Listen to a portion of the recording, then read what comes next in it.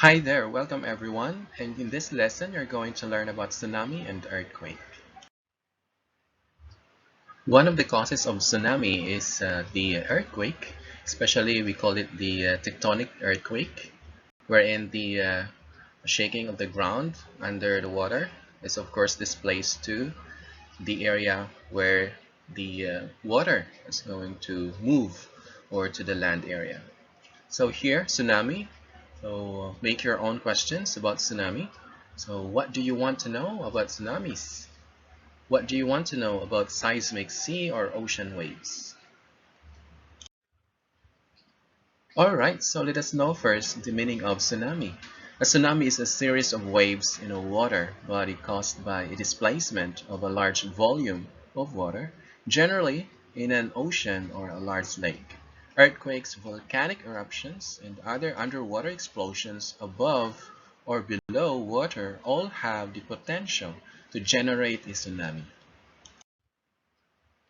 In continuation, when a fault suddenly moves on land, you experience an earthquake. But if a fault suddenly moves in or near a body of water, you may experience a tsunami in addition to the earthquake. Thus, when you are near the sea and you feel a strong earthquake, treat that as a warning signal. Run to the highest place you can find, or if you have a vehicle, evacuate inland. Take note that not every fault movement beneath the sea will produce a tsunami. Those faults that move in a horizontal direction or sideways will not result in a tsunami. The fault has to move in vertical direction. Alright, so let's take a note about love wave. A love wave in elastodynamics. Love waves named after Augustus Edward U. Love are horizontally polarized surface waves. The love wave is a result of the interference of many shear waves guided by an elastic layer, which is welded to an elastic half space on one side while bordering a vacuum on the other side. So this is more of the earthquake wave. In this example of the love wave, the picture is indicating that the arrow is in a straight motion. Of course, on the other hand, the rocks and the landmass actually is moving on a sideways direction, and but still it's on a straight path. Okay. All right, so let's differentiate the P wave and the S wave. For the P wave, as shown on the picture, you'll notice that the direction of motion is from left to right.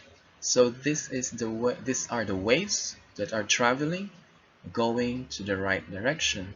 So this is only an example, so especially during the earthquake.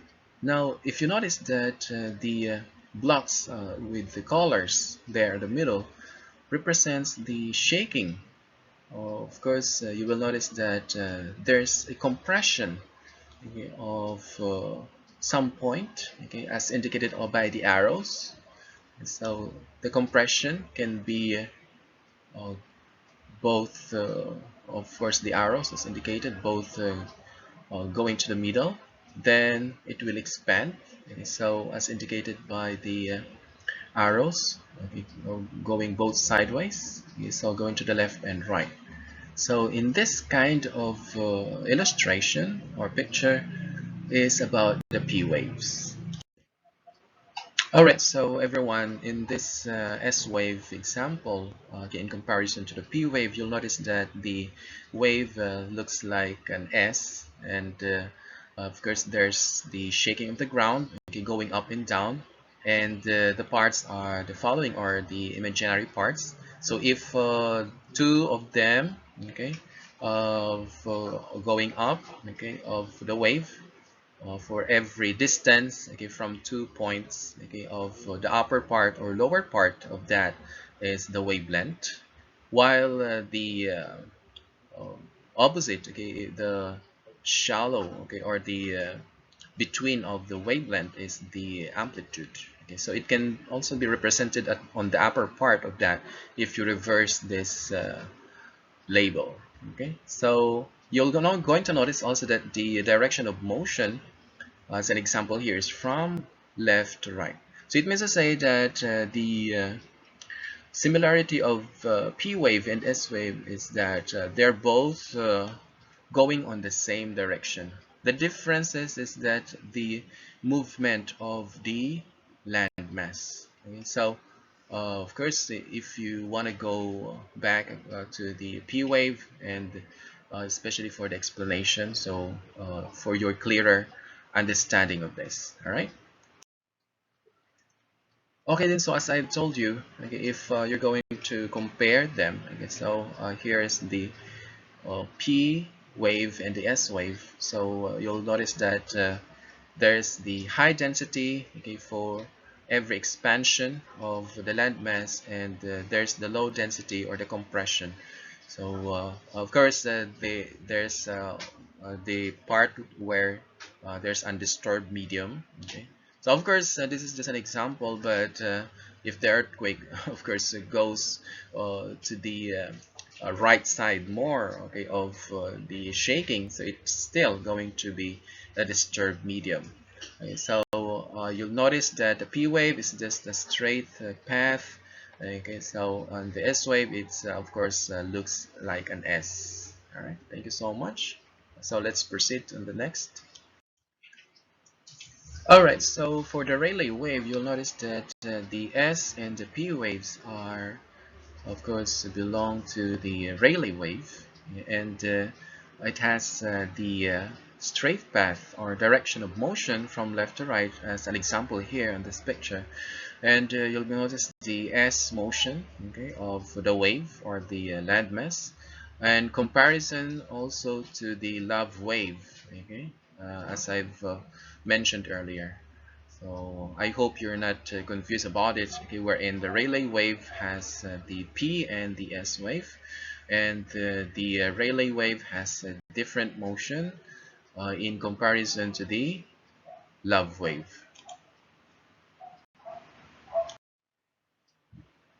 Alright, so in continuation for the Rayleigh wave, as indicated in on this picture, okay, so you're going to see that there's an elliptical motion while the ground is moving or shaking. Then on the S wave, there's also a time where the ground can move in a circular motion.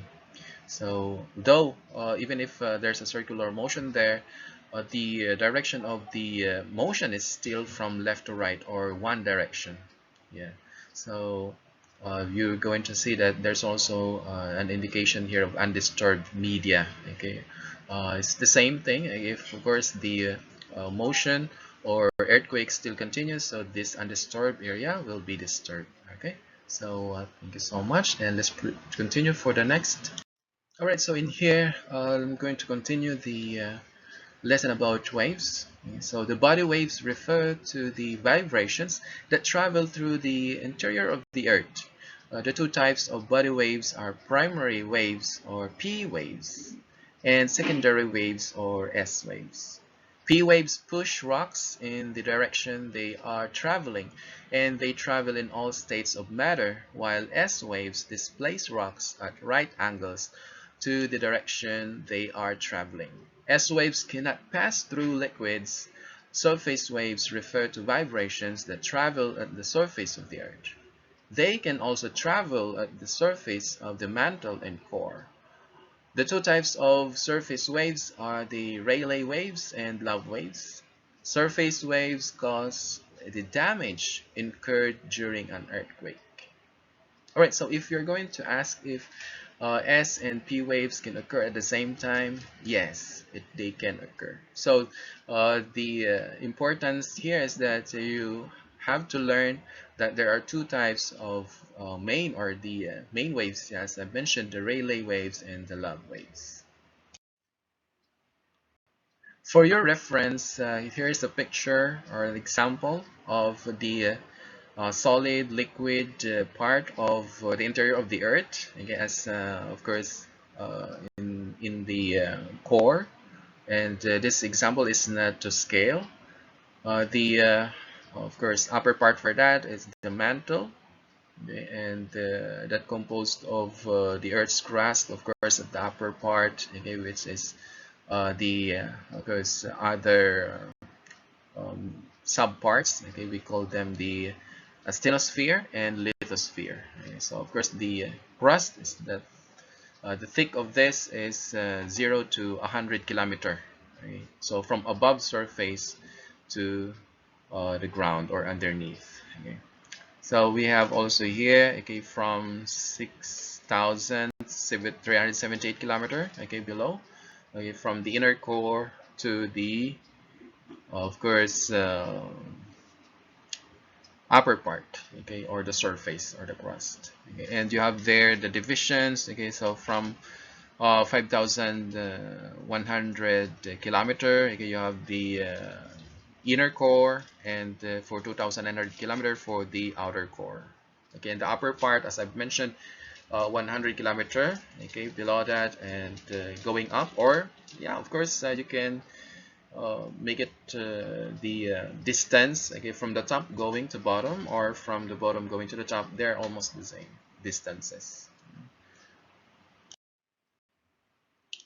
Additionally, the P waves travel through solids and liquids, but they travel faster through solids.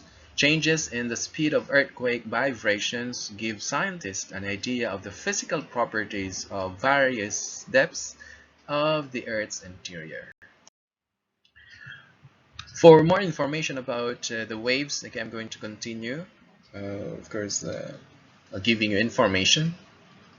The lithosphere is composed of the crust, and the uppermost part of the mantle is solid. Seismic waves travel fast through this rocky sphere. Below the lithosphere, the seismic waves slow down. This observation indicates a very high temperature that melts rocks, making the molten behave like a fluid. So scientists call this region of the mantle asthenosphere. Below the asthenosphere, seismic waves travel fast again, indicating that the lower part of the mantle is solid. Yes, it's of course telling us that in terms of these waves, okay, it of course refers that the solid, okay, is of course part of the mantle like that, and the upper part, I guess, of course, there's the region wherein there are rocks, okay, and of course there's like a fluid, okay, wherein the seismic waves, okay, or the earthquake waves actually differs in terms of motion, as I've taught you a while ago regarding the two kinds or the main types of waves. Okay, so for the mantle, in continuation to the descriptions of that, so it is probably the very high pressure that keeps it solid in spite of the high temperature. A similar phenomenon is observed in the core. Seismic waves travel slowly through the outer core, indicating that it is molten due to the extremely high temperature. Then again, the inner core is solid in spite of the very high temperature. Most probably, the very high pressure is in the deepest part of the earth keeps it solid, right? So that's everything about today's lesson with regards to earthquake and waves, especially also the tsunami.